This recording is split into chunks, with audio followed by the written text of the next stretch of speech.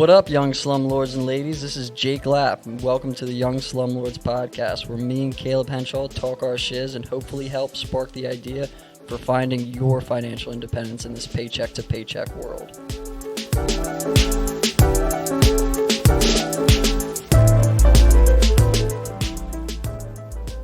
Welcome back, everyone. And seriously, I wanted to thank you guys. We got some feedback from episode 1, and it exceeded both of our expectations. It was really refreshing to hear the amount of interest that our friends had in this and the support that we got from it. It really was surprising to see all the comments we got back. Initially, we didn't expect to get much back, but seeing how many people really appreciate the information and are interested in getting more in the future changed our perspective on this, and it definitely makes it both of us want to put more effort into this, get more people on in the future to provide different perspectives to everybody, something that would be different from what we would see, and then also just increase any and all potential value we can give you guys as the listeners. There was a few questions we had on the name, and I just wanted to give a quick backstory on that.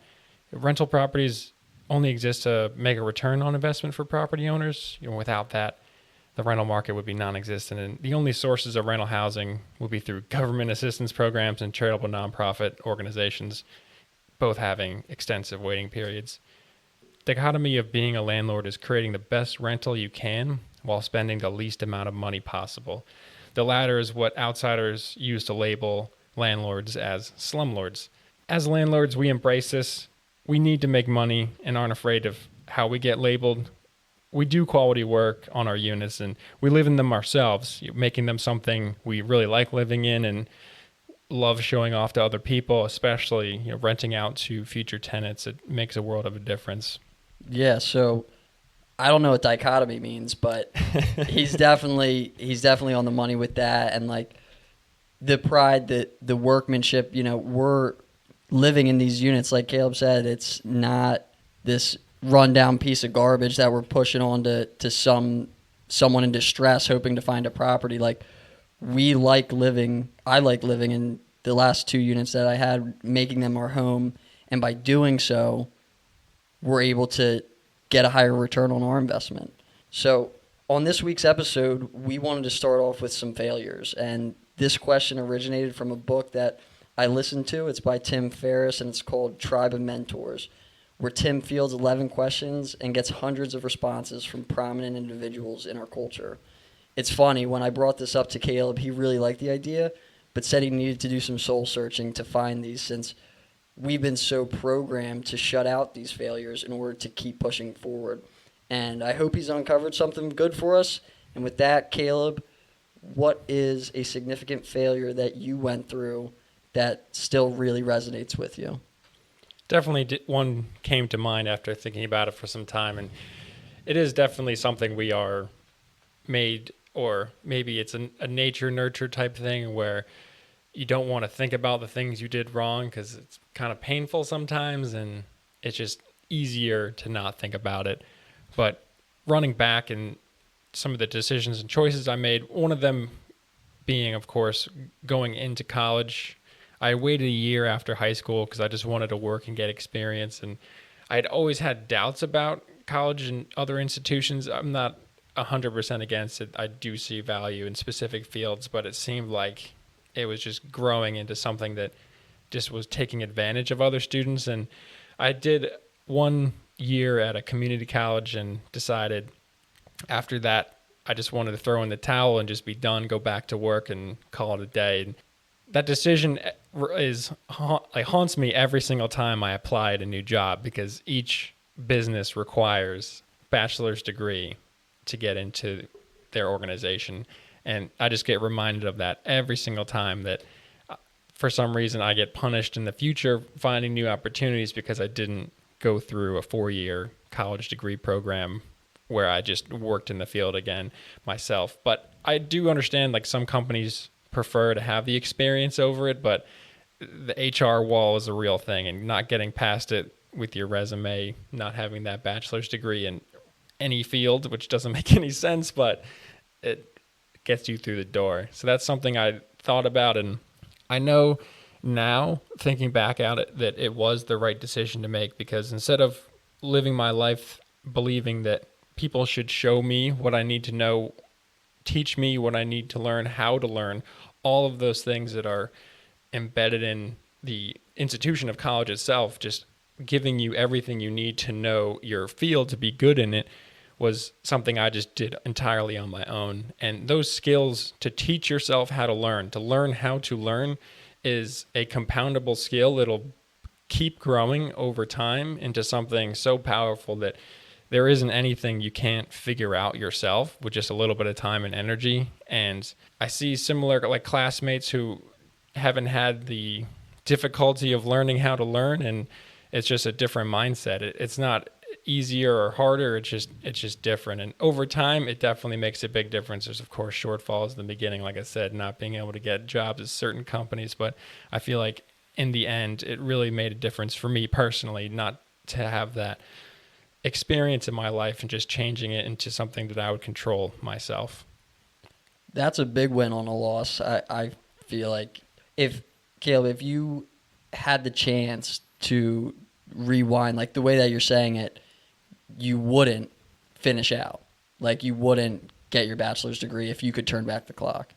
I don't think I would, just because it was always a money thing for me, like looking at every single time I'd sign up for a semester, just how much money that was. Even cheap, like choosing the quote unquote cheaper schools, the community colleges, they were not like actually that cheap. Like they were still thousands and thousands of dollars. And of course, so like there is definitely a value in that piece of paper. It gives you a status symbol in our culture. But if I were given my same brain back in that specific time frame, I of course would not make that decision to go into school. And you're doing pretty darn good for a college dropout. The other thing that I was going to ask was, what was it that you would have gotten your degree in?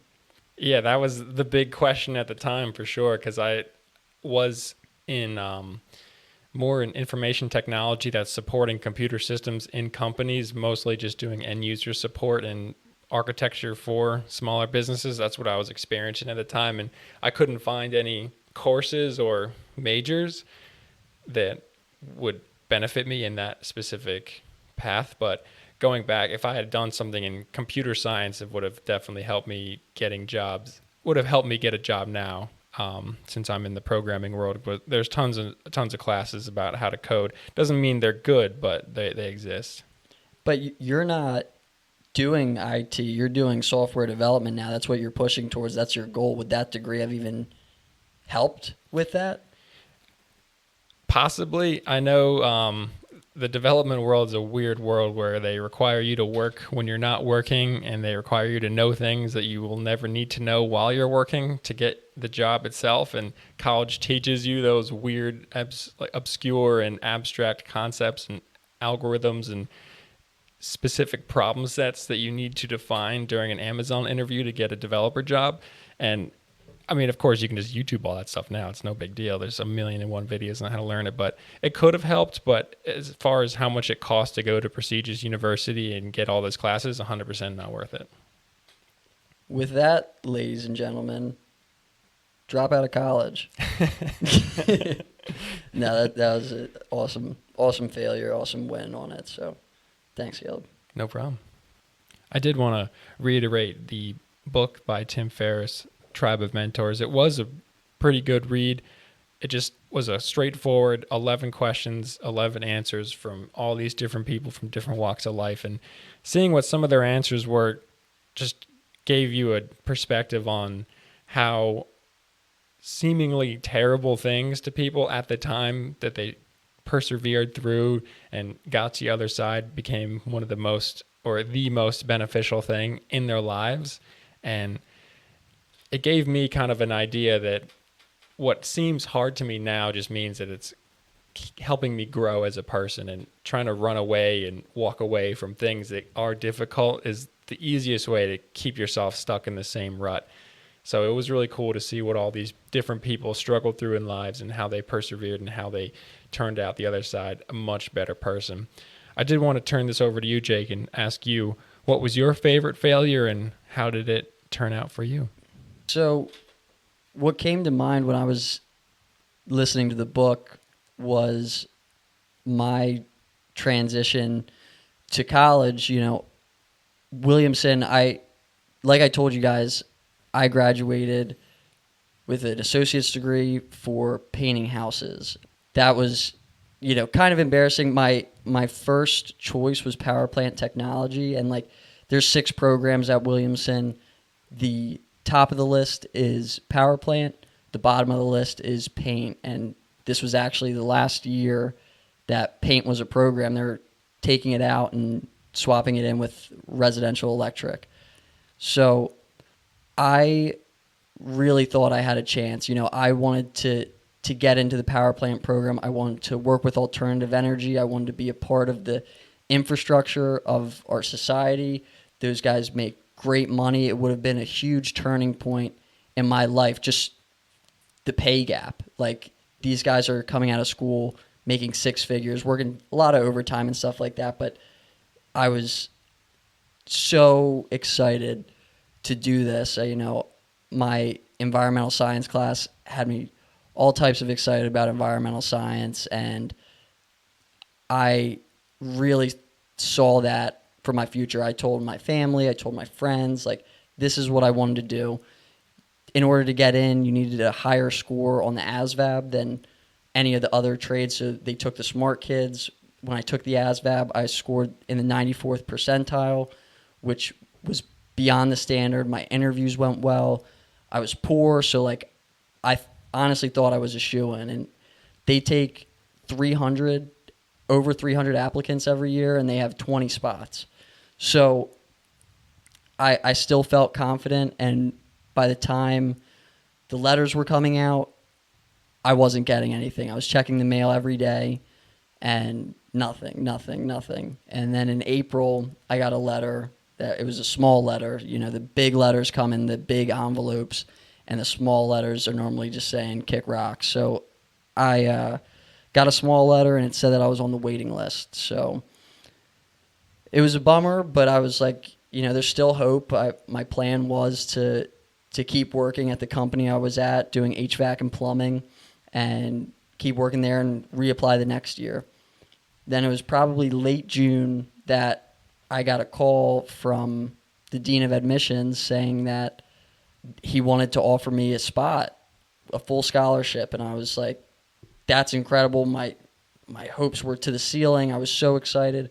And he said for the paint and coatings program, which was my second choice because, they do a lot of infrastructure and inspection and stuff like that, which there's good money in that too. And so I was like, all right, I was in too deep that I didn't want to let everyone I knew down. Like, I didn't want to say I didn't get in and that's why I'm still working. So I accepted, and the shame that I carried from getting the rejection for what I wanted realistically gave me everything that I needed. The kick in the butt that it gave me to now, okay, this is your shot.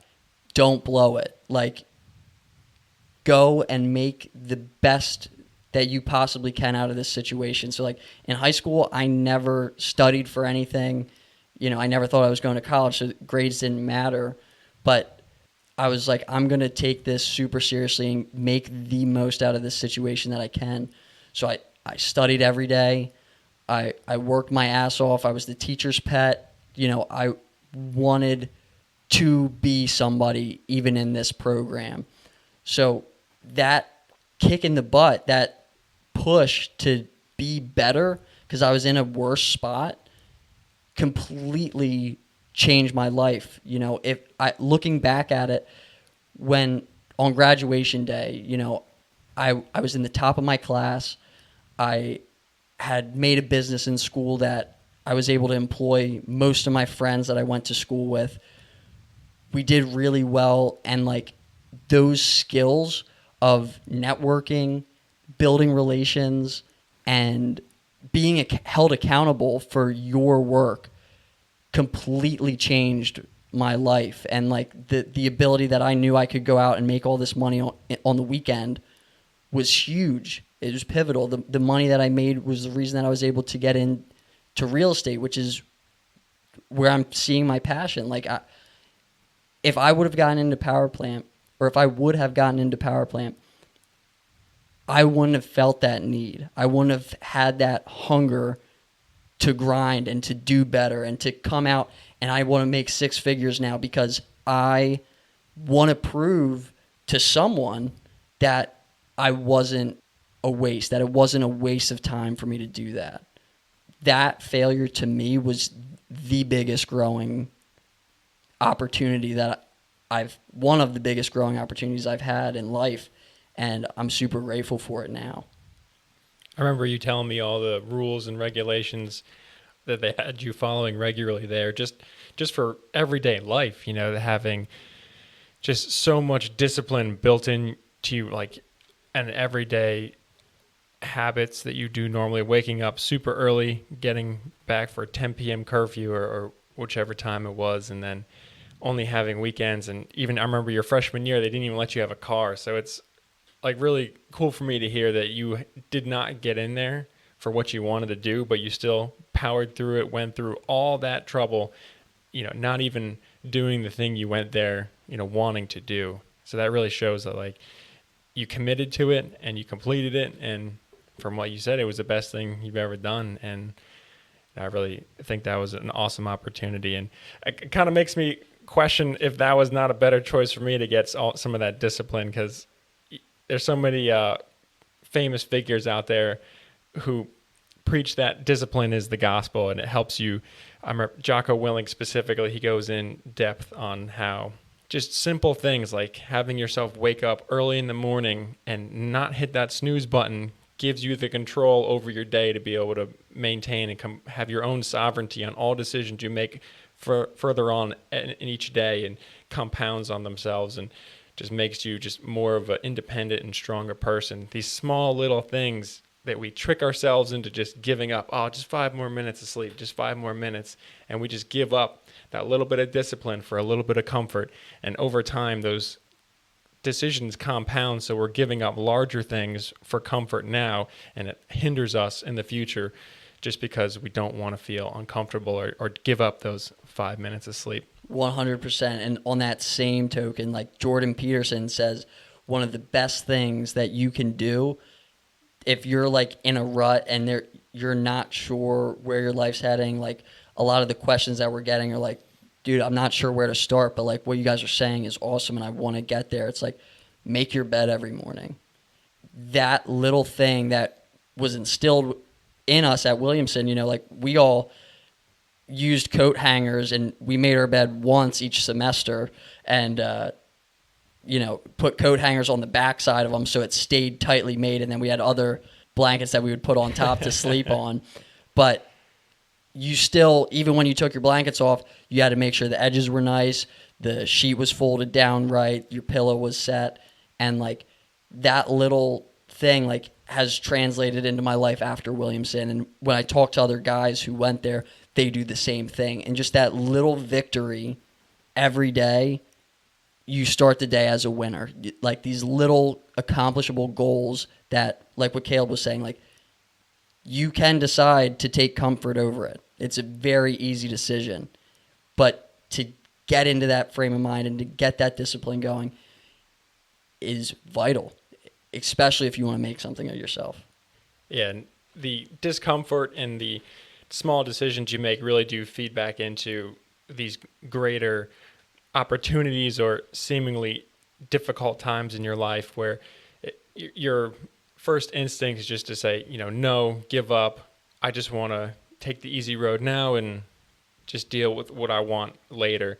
And those small things will add up to the point where maybe in that time where that decision needs to be made, you choose the uncomfortable decision, which seems like a failure at the time, but then compounds into something that is the best thing that's happened to you. And I think all these little things do end up coming together at some point, but we're definitely interested in seeing what you guys have gone through yourselves. If you're interested in sharing one of your favorite failures, definitely let us know. Shoot us a comment, and with your permission, we'd love to share it to everybody else to give some different perspectives on hard things people have gone through in their lives. So feel free to share those with us. So now we're going to transition into the MLS analysis. This is part of the show where we want to go deep into individual properties directly off the MLS, where we break down all the intricacies of the property and find out, is this a good deal? Is this not a good deal? The goal of this is to demystify what is going on under the hood of all these different listings. So for this specific MLS analysis, we picked 340 West Broad Street right here in Quakertown. And we have a whole list of questions where we're going to go through each individually and break down into small parts so we can understand, is this a good deal or not? Before we jump into that, some people might not know what the MLS means. It's a multiple listing service. You can find all these properties on Realtor.com or any of those websites where you can find houses for sale. Once you start working with a realtor, they can set you up on an automated search that is exactly what you're looking for. So the one that me and Caleb have set up is for multifamily houses, so 2, 3, and 4 units that are for sale within 10 miles of Souderton or something like that. Once you get this set up, you'll get an email every time one of these listings come up. And so when we looked to what deal we were going to dive into, we just went to that email, scrolled through the lists of all these properties. We found one that looks like it could potentially be a good deal, and especially because it's been sitting on the market for a while. It's been up since September, and that gives the buyer a little more power. So we wanted to jump into this, and Caleb will start asking some questions. So yeah, we have the address already listed there is 340 West Broad Street. And what is the list price? The list price is $243,400. And the property type is a multifamily. We just went through that with our search criteria. How many units does this property have? So this is a duplex. It's a townhouse, which is the same as what Caleb has. It's the same as what I have in Souderton. It's a bunch of houses strung together, and there's 2 units, so it's a duplex. There's a first floor, 1 bedroom, 1 bath, and a second and third floor, 2 bedroom, 1 bath. Perfect. And so we want to go dive into the specifics of it. So what type of heating do the units have? So the heating is oil. There's a oil furnace. There's a picture of it, and it says that the tenants pay utilities. I'm not sure how that would work if there's only 1 tank and 1 furnace. So that would probably be a question to the listing agent, or you could ask your agent to ask the listing agent how the utilities are split up. Yeah, because that's a big deal. I mean, these utility payments can seem low, on the month-to-month payments, but over time, those really add up and can definitely change the lifetime cash flow of your property. So if you have possibly one tenant paying the whole bill and the other tenant is not paying it, that's not really how that's supposed to work. If it's not split up, the landlord usually is paying that bill, say with the water at my location. It's not split up at all. The first floor tees off up into the second floor, so there's no real way to split that without running all new pipes. So I pay the whole water bill for both units, and that's pretty standard. So definitely an odd situation to see that they pay their own utilities with only 1 oil heater. What about the water and sewer? Before we get into the water and sewer, I also wanted to add that an oil furnace is expensive. Oil's expensive. True. Maintenance on an oil furnace is expensive. And as a landlord, that's something that you're responsible for. So getting that maintained once, twice a year, fixing it when it goes bad, you want to look at the longevity of it. When was it installed? Was it installed right? And that's something that when you have your inspection done, you want them to take a look at that. If I had the choice, I would stay away from if there was this property and an identical property that had electric baseboard heat that was zoned separately, like mine in Quakertown, my triplex.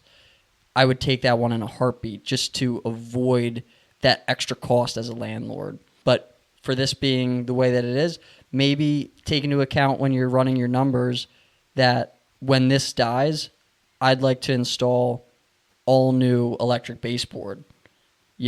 That cost might outweigh the potential costs down the road with constant maintenance, constant repairs, because it's, for us, we're not looking at these properties as flips. We're looking at to hold them and give them to our kids and have our kids give it to their kids. That's the goal for a lot of these buy and hold investors like we're trying to be. And yeah, the cost of electric equipment compared to oil and gas is, like, electric is way cheaper. In the short term, of course, the month-to-month is a little more expensive. They're not as efficient, especially depending on your township as well. If you have pretty high cost per kilowatt hour, you're going to be looking at some pretty high monthly bills just for heating in the winter time. But of course, if it is split out, you as a landlord aren't too deterred by that extra cost because that is being handed down to the tenant, and over time you'll save a ton of money if you ever get handed an old oil furnace or natural gas. It's going to be very expensive to replace those or repair them. Absolutely. So going back then to his last question about the water and sewer, both it's public water and public sewer, which is a very good perk of being a landlord. The alternative being a septic system and a well, those are also over time going to be very costly. When a septic system fails, you're looking at $20,000 to $40,000 to get a new one in. And similar with the well, the well dries up, you need to replace the pump. Those are all worries that you lose with having public water and public sewer. So that's a big up for this property. Yeah, you're outsourcing the infrastructure of these critical pieces of your house to the township. So they have economy of scale there to get much better infrastructure installed and set up to have a much better delivery service to you, especially with the water and sewer. Having the well and septic system on your property, you have to pay regularly to get like your septic system cleaned out, pumped out, and if it does ever get full and possibly has issues and needs to be replaced or completely dug out, it's really expensive. So getting to pay just a little bit extra per month, best case scenario, having it separated between your units and passing that cost to your tenants, that's a really good situation because your risk there is just so much lower not being responsible for that infrastructure.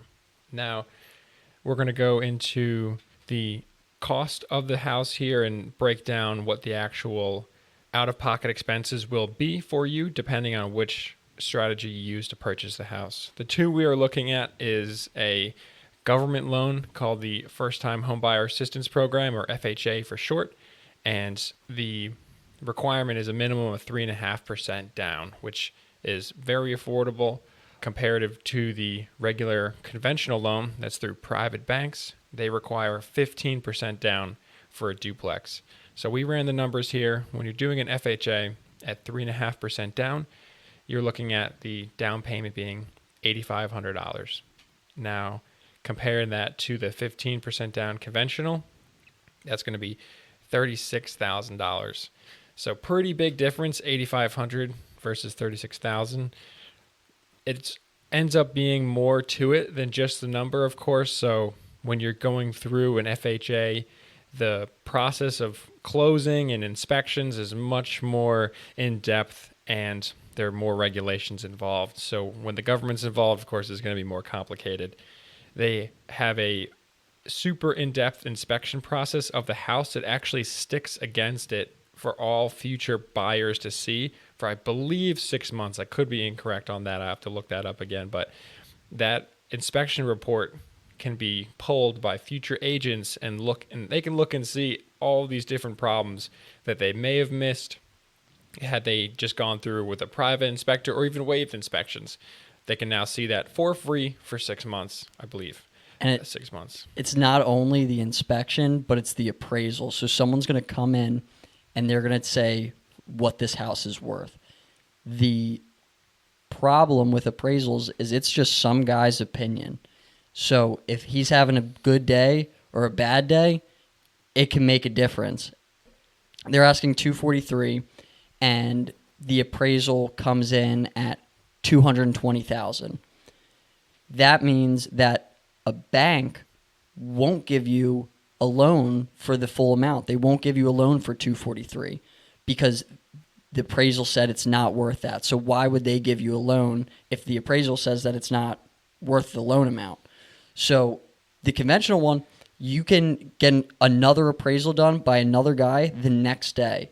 So for a seller, that's much more appealing than the FHA appraisal. That's going to stick with the property for 6 months. So some guy comes in from the FHA and says, this is worth $220,000. For the seller, that's a huge scare. That's something they don't want to risk. It's huge leverage for all future buyers as well. So any agent who knows about that could easily pull the appraisal and see that it came in at, say, $13,000 or $23,000 under asking. That's a huge gap, $23,000. So any future buyer could then send in their offer at that appraisal that came in from the FHA and just completely destroy the return that the seller was initially looking to get.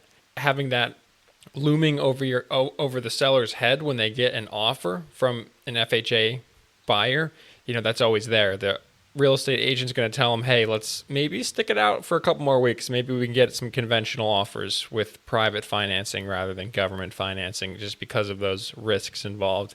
So that doesn't mean it's impossible to get an FHA loan approved by a seller and accepted. It's just a little bit more difficult, and you're not as competitive as somebody who has a standard conventional loan through private financing through a bank. So not only you have a cheaper price, but you have that contingency there as well, which brings us up to the next step here.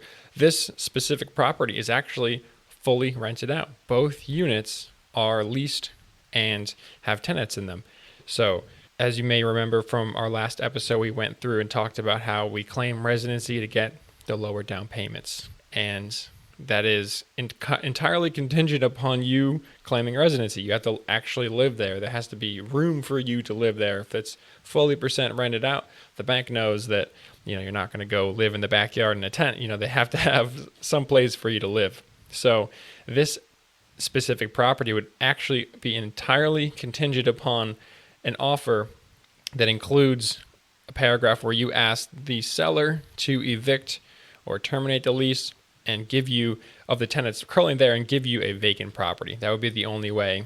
You could possibly have just one person removed. You might as well just go for both of them so you can get market rents on them. So this specific property has a little bit more to it going on just because of its being fully rented out. But you're going to see that pretty often. A lot of landlords will have the long-term tenants paying way under market rates just because they've been there for so long and they no longer want it anymore, so they just put it on the market, and you'll have to then deal with it, and that's just the way it is.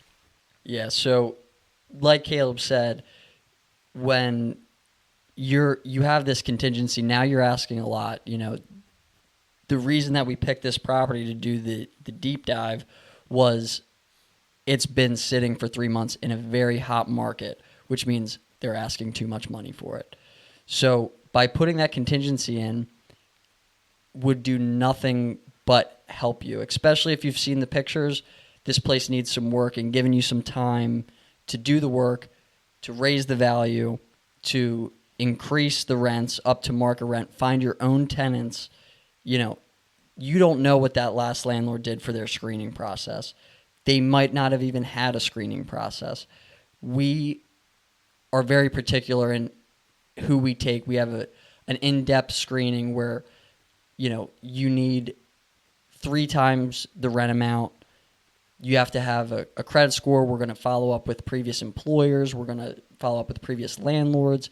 And that is not necessarily the norm with especially older landlords, where they'll just find someone, they don't give them an issue, they let them stay forever and not pay any money. So, with these 2 units, Unit 1 is a 1-bedroom, 1-bath, and is currently rented for $550 a month. Yeah, that's right. $550 a month. The tenant has been there over 25 years, and rent was never increased. Unit 2 is a 2-bedroom, 1-bath, and is rented for $975. Me and Caleb both have apartments in Quakertown in the same area, and for a 1-bedroom, 1-bath, you're looking closer to $1,000 a month, and for a 2-bedroom, 1-bath, looking closer to $1,200 a month. So there's big room for markup here, and if you put the contingency in to get one out, that'll help. You'll be able to give the other tenant 60 days notice and go through that whole process. Could go smooth and it could not. So having them both vacant and having the ball in your court to be able to get better tenants is definitely a better move. But at the same time, you put this contingency in, the seller has to abide by those same rules. They have to give 60 days notice as well. So your settlement date could get pushed back, 2 or 3 months. So, and I would say from my own personal experience, having a completely vacant house to work in is so much easier, especially when you're doing stuff with the plumbing and the electric, not having to worry about, cutting the water off while somebody's in the middle of the shower or turning off the power and having the lights go out. It just makes things a lot more straightforward when you're doing your rehab and remodel, just having the whole place to yourself. Of course, there is that money aspect as well. Maybe the whole monthly mortgage, taxes, insurance would be too much for you to handle, and you may want to look towards maybe only having one at a time that you work on and have the other one rented. It's just entirely up to your situation and what you prefer. But what we're just going over here is just the numbers, and having a price difference of $550 current for that one bed up to $1,000, and then $975 up to $1,200. That's a big difference, and it's hard to see how these old landlords made much money. Maybe they just had really low payments each month, but well, yeah, they bought it 50 years ago for $20, so all this money is cash flow to them. So they're not. True. That's why you can see those numbers that way. They're not stupid. They're making money, but they don't have the same requirements. They didn't buy it at this high of a market.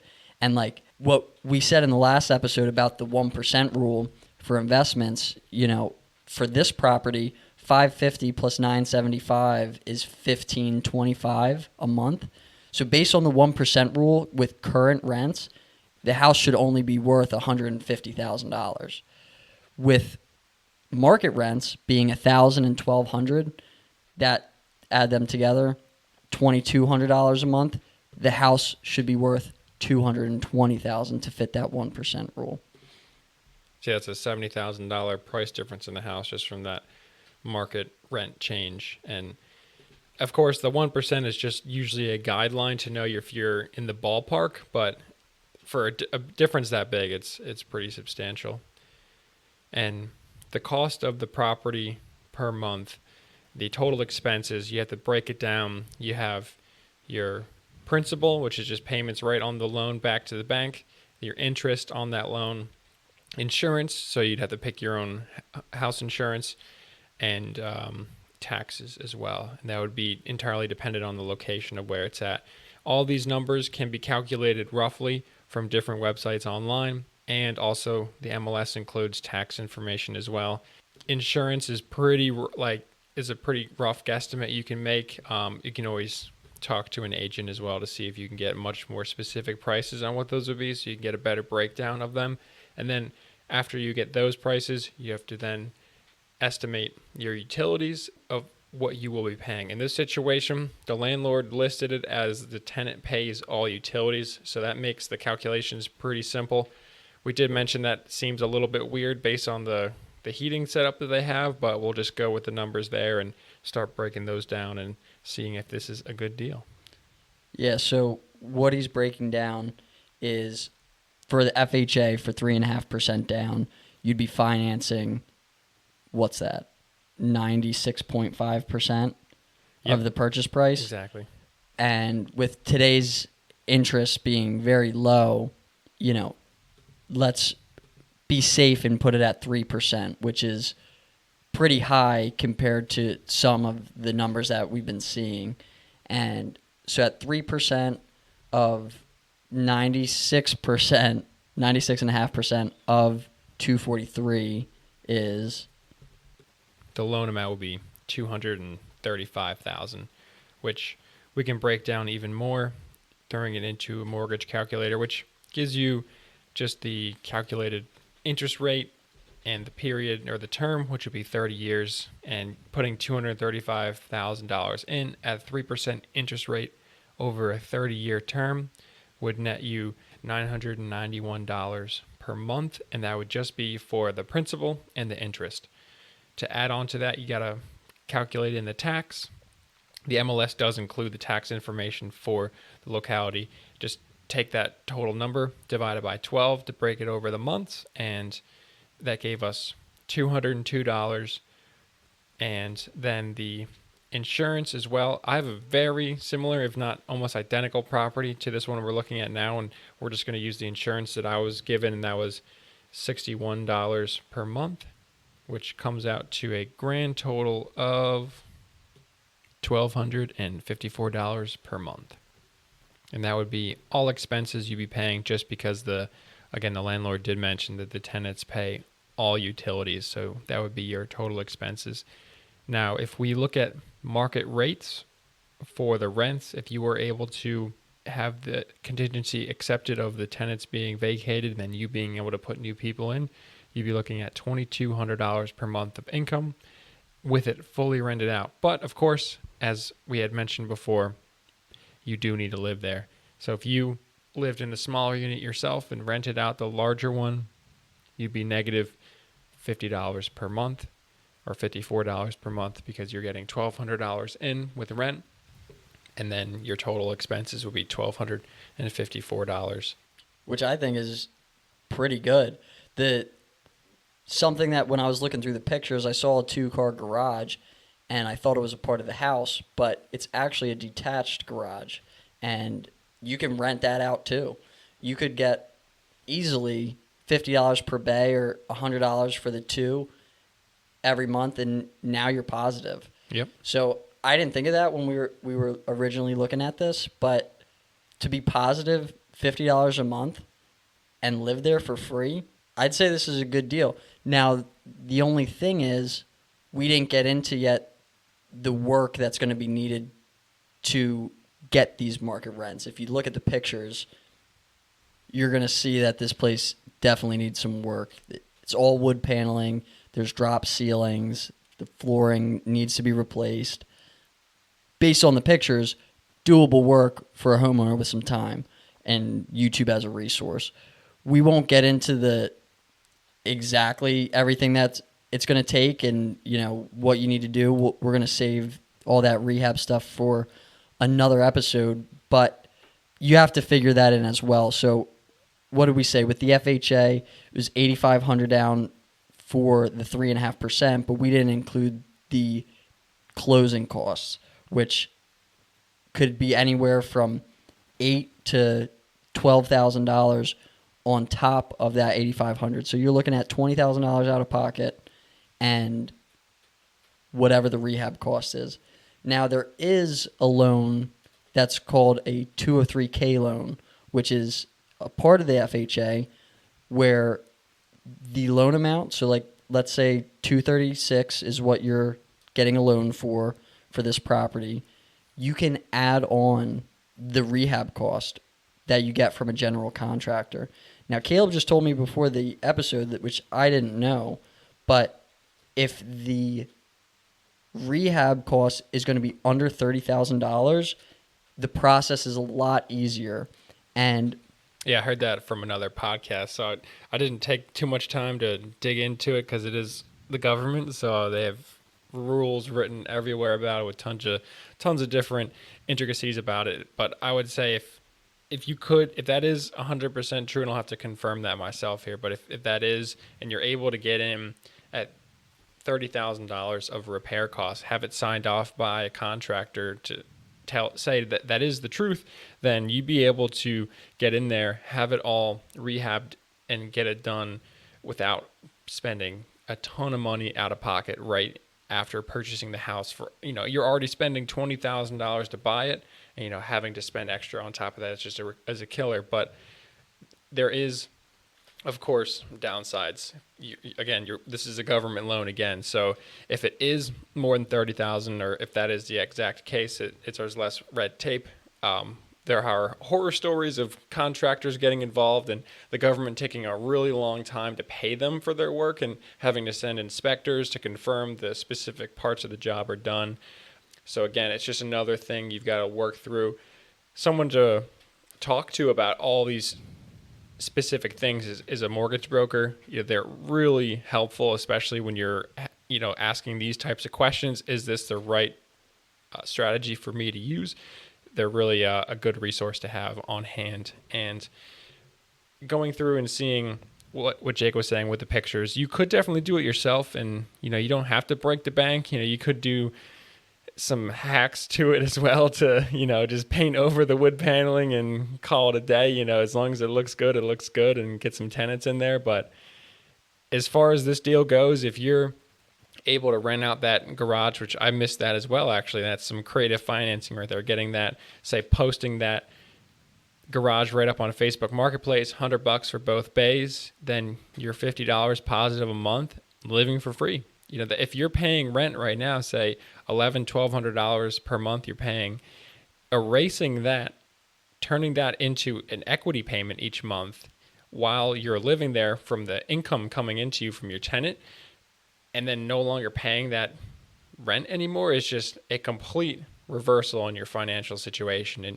if you just stick in that spot with one property where you're not paying rent anymore and you're getting equity built up in this house, and you can just keep saving that $1,200 you were spending on rent before, it's a complete and utter difference in your day-to-day life. Like, decisions will be so much easier to make having that extra money on hand, and it's something that can be really beneficial.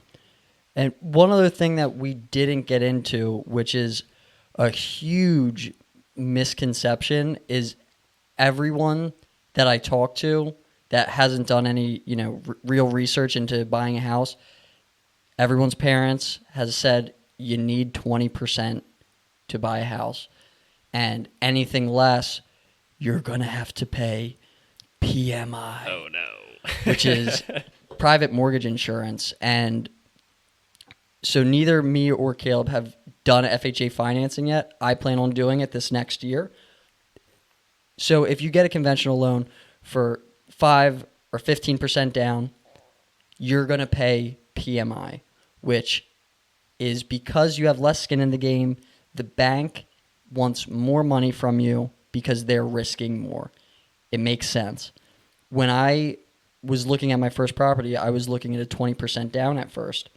And because I was under the same impression, when he told me what I was going to be paying in PMI, I couldn't believe it. It was like literally $60 a month.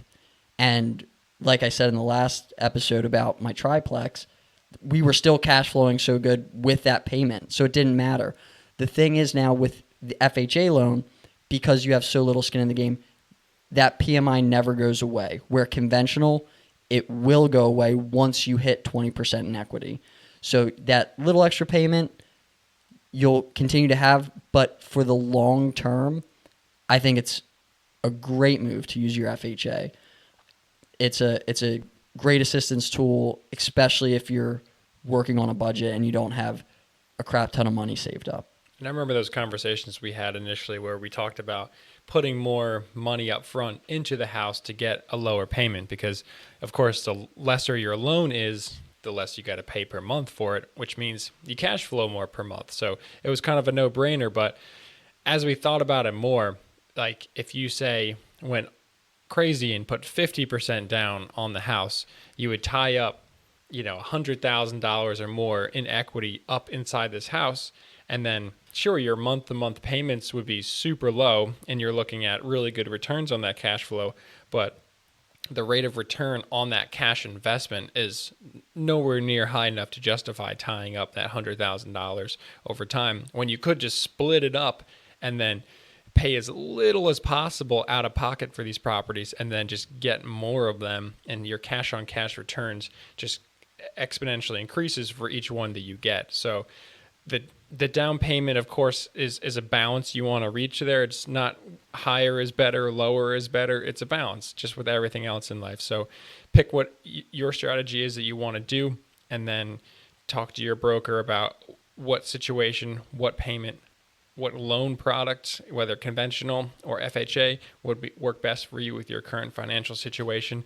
We're not at all financial experts at all. We've just gone through it, and we've talked to our broker and had long conversations with them to get all this information. And of course, looking it up on the internet when we don't get questions answered, we just find it up ourselves, and we just want to share that out with you guys here, that there's lots of different ways to do it. You're not limited to any specific constraints that you may have been told your whole life. And what makes a house seem so scary, purchasing it's really not that difficult at the end of the day. You just have a few boxes to check, some money to pay up front, but it could be a lot less than you think it is.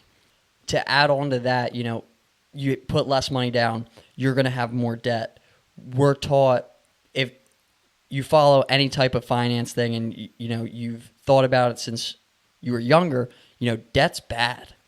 Debt is not something that you want. We've all seen our parents deal with debt and the crippling effects of bad debt. And I want to differentiate bad debt and good debt.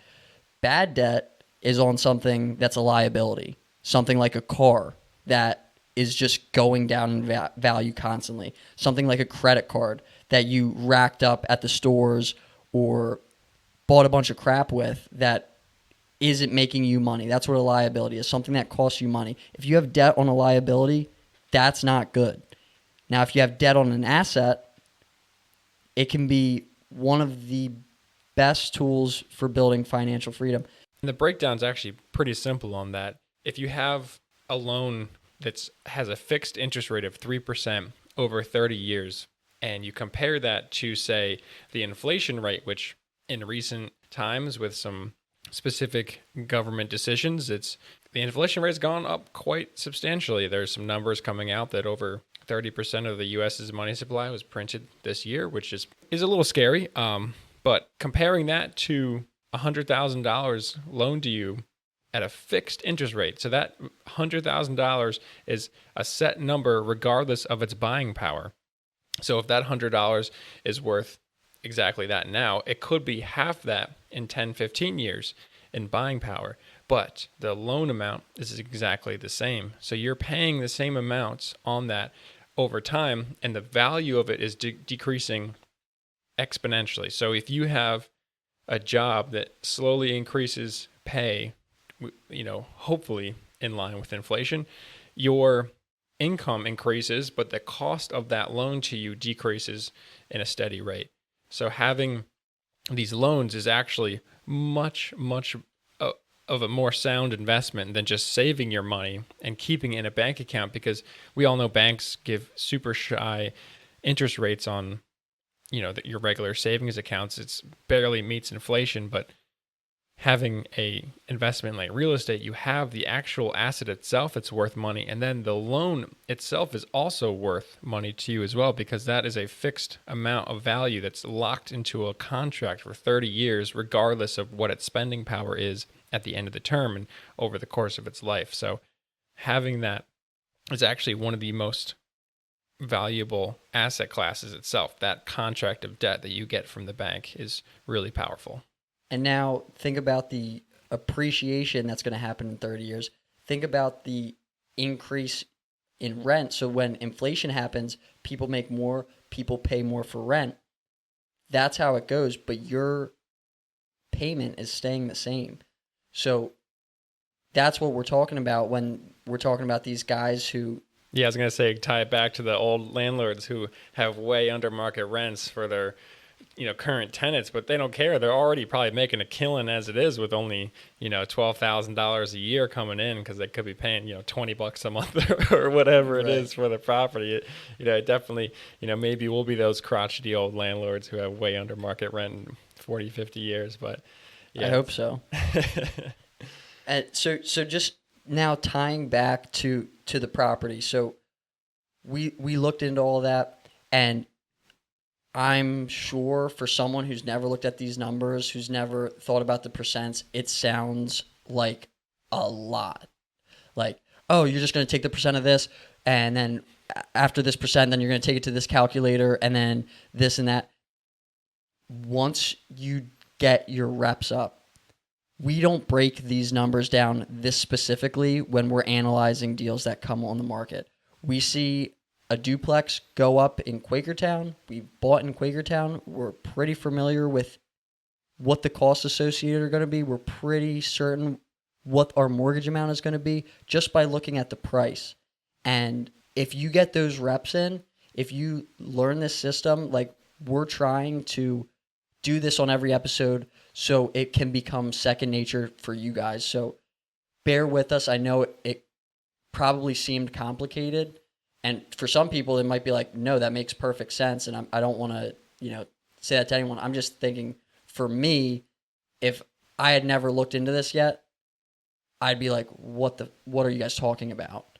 So.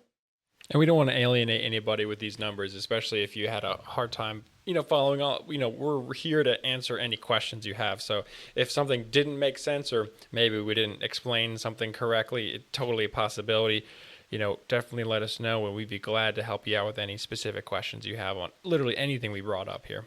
And so now with that, we're going to go back to episode number 1, and where we asked you guys to give us some questions, give us some feedback, and we want to do our best to shed some light on those questions and get the wheels turning for this community of people thinking this way, that we can address some of these problems and come up with something that are actionable steps to get started or things like that. And the first one, I had someone ask me what a cash reserve was. So when we were talking in the last episode about how we were determining, when Caleb said, oh, if both of your water heaters blow up and the roof your leaks. roof falls in all in the same day, we're going to be okay because we have that cash reserve. And to go in deeper to what that cash reserve is it's almost an imaginary limit in our brain that we are allocating this amount of funds in our bank account to this specific property. So there's no piggy bank that we have that's just okay. And you could totally create another checking account or another savings account that, if that makes more sense to you and that's easier for you to not be tempted on spending, do that. Make that other account and make sure that there's always $5,000, $10,000, whatever you're comfortable with, and keep that replenished. So when things go wrong, you pull from that. With the cash flow that comes in, you put it back in. And that's just as simple as that. And there's going to be a lot of other terms that we use. We're trying our best to break things down to someone who's never looked into this. But if we use certain terms that you're not sure of, use Google. Look it up. They always say that if you can't explain something to a 5-year-old, you don't understand it. And that principle is the same for nuclear scientists. If you can't explain that to an actual 5-year-old for them to grasp it, you don't fully grasp it. So if you guys ask us hey, explain this better, that's going to do nothing but help us understand it better so that we can break it down. So another question that we got was, for someone who's really interested in starting this path, I've been talking with this person for a while before the podcast, and with the podcast, I've sent resources, books, audiobooks, stuff like that to get started, get this mindset going. He was asking, I have some debt, not good debt. What would you recommend? Would you pay off your debt as soon as possible, or would you make the minimum payments, save more money to start in real estate investing? My answer was, it totally depends. without any specific numbers, if you're looking, first of all, how's your credit score? Because that's going to be really important in determining the interest rate you're going to get on a loan, if you get a loan, all that kind of stuff. And if you don't have credit at this point, get a credit card right now. Get a bunch. I wouldn't say get a bunch. Maybe 2. Get those lines of credit open. Use them super responsibly.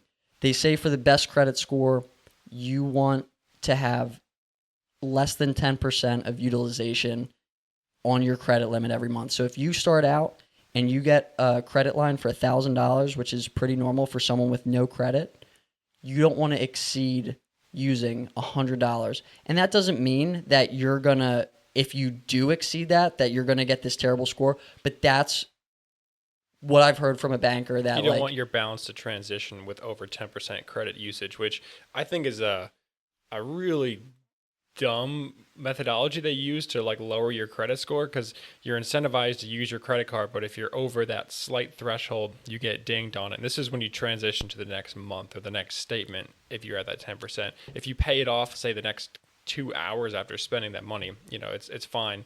But something that you really want to do, if you haven't done this already, to prevent that, which this has dinged me specifically, I went through this and it's really frustrating to work on your credit and then get hit for using it. Just call them or go online and try and request a balance increase. It's such a simple thing that can really hurt your credit growth, because all these different conventional loans and FHA loans, they actually hinge on your credit score, which is a fundamental thing that only you can control. There's a lot of tactics out there. There's a lot of resources out there as well to really, pinpoint the strategy to getting your credit score as high as possible. But, if you haven't asked for a higher balance, it's a really quick and easy way to prevent yourself from getting dinged on such a simple and just dumb methodology they use. Well, Caleb, if everyone was responsible and used their credit cards right, the credit card companies wouldn't make any money. Yeah, so, I guess. Yep. Of course, they're going to incentivize. They're going to give you more and keep your credit score down.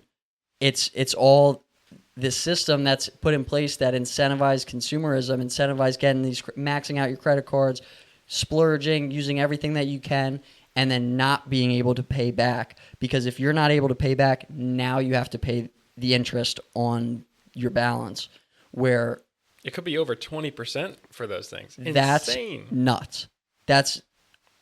It's so crazy. So what my recommendation is, you get 2 credit cards, you fill up your gas tank with the one, you use the other for, little things here and there. You use it like a debit card and pay it back immediately. I have Discover It. I have an app on my phone that's linked to my bank account. The second that a transaction pops up, I get a notification, I pay for it. It pulls from my bank account, and it's super easy, and it's helped me build my credit. I was in my second year at Williamson when I got my credit card, and by doing that over time, by the time I graduated and was looking to buy my first property, my credit score was over, I think it was around 760. And that to a lender, that's perfect. That's what you need. So now circling back, we're talking about what's your credit score? Is it good? Is it bad? If it's good, then I'd recommend, let's say you have $5,000 or less in credit card debt. I would personally work on paying that off. If you're looking at $30,000, go into the exercise that we're going to get into in the next segment and see what your minimum payment is. See if that outweighs the savings that you'll get from living for free by not maxing out your payments and paying as much as you can. With that extra money saved, can it get you into a house that saves $1,200 a month that you're paying in rent? If that exceeds that, now you're going to be able to save $1,200 a month once you're in that house. Now you can max out that payment and hammer down on your loans and, get that stuff taken care of. But again, I just want to reiterate that me and Caleb are not financial advisors. I'm saying this is what I would do, but Who were you saying? David Ramsey? Yeah, Dave Ramsey is a really popular financial advisor who has a show and a radio show. People call in and say, "Hey, I have $100,000 of debt. What do I do?" And he just like, "Oh my God!" And then just starts breaking down all the stuff and trying to like point them in the right direction to rebuild their lives, because some people are really far down the rabbit hole with the debt. So there, some of the specific strategy he recommends is finding the credit cards or the loans with the highest interest rates and then paying off those first so that you have the least amount of interest accruing over time, and then just keep picking the next highest one over time.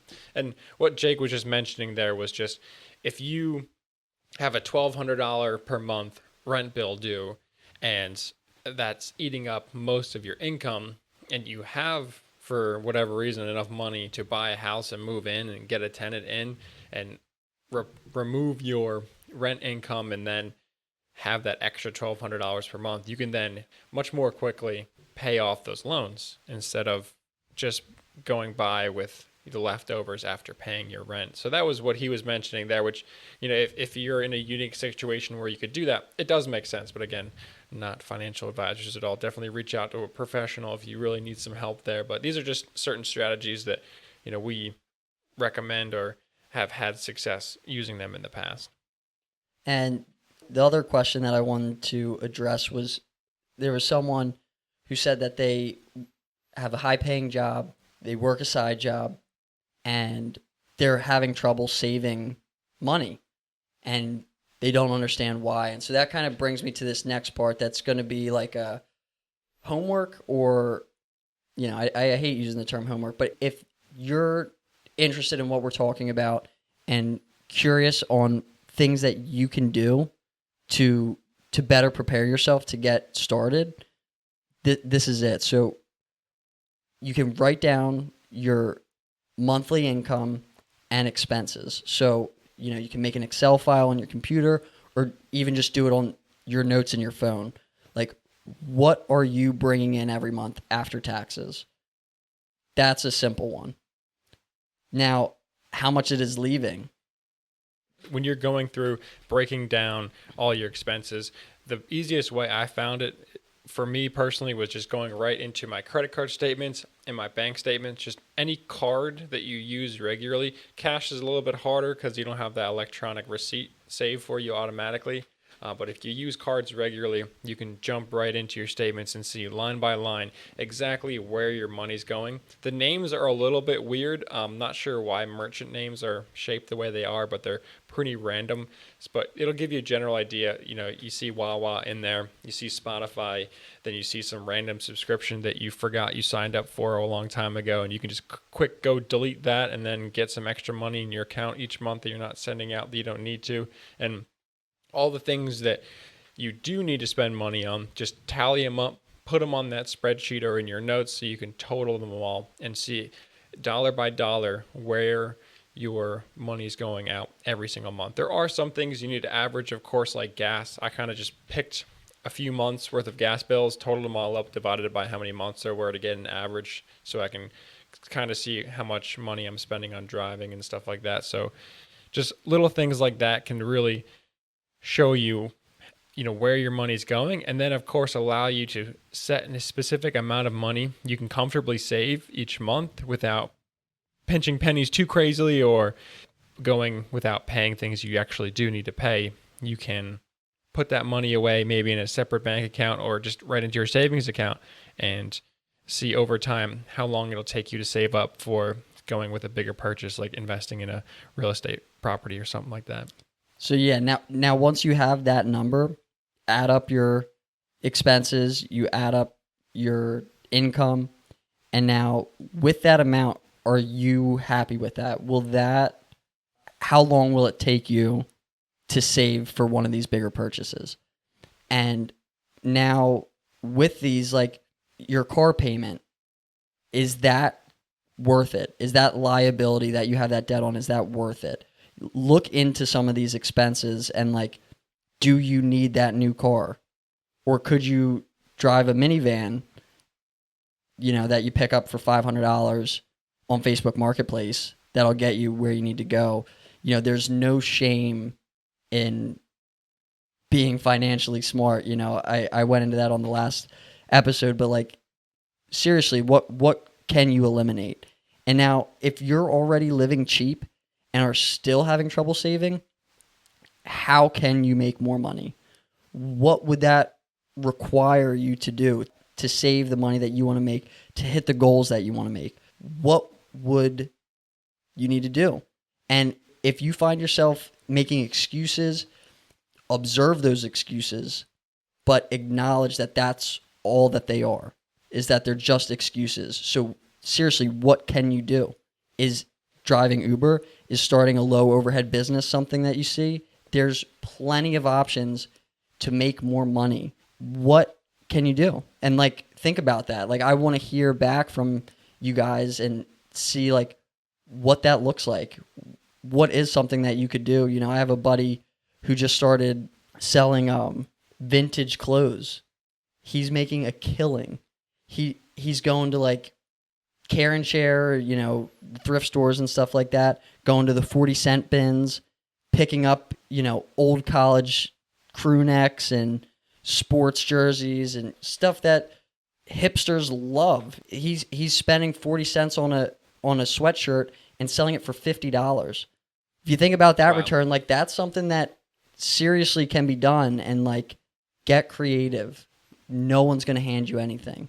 It's up to you to start this journey. Like we've been talking about, it's the goal of the consumer system that we're in is not for you to be financially independent. If everyone was financially independent, we wouldn't get stuff done. It'd be a different world. It would be a completely different world. No one would rent. There wouldn't be a need for landlords.